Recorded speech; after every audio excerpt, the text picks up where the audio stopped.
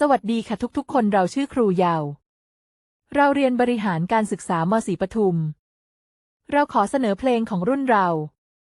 ที่พวกเราร่วมกันแต่งขึ้นมาเพลงนี้ชื่อเพลง SBM